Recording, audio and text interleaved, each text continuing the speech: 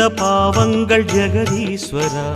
ஏன் இந்த கோலங்கள் பரமேஸ்வரா? ஏன் இந்த தடுமாற்றம் சர்வேஸ்வரா? ஏன் இந்த அவலங்கள் கங்காதரா? மூன்றாவதாம் உன் கண்ணையே நீர் திறப்பீர் உலகுயவே. ஆதி அறியாமலே வாழ்ந்து வரும் வாழ்விலே ஆசைகளின் ஆட்டமே பாரு. வாழ்க்கையில் சாவியும் ஆழியில் வீழ்ந்ததே, வழி என்பதென்ன இனி கூறு.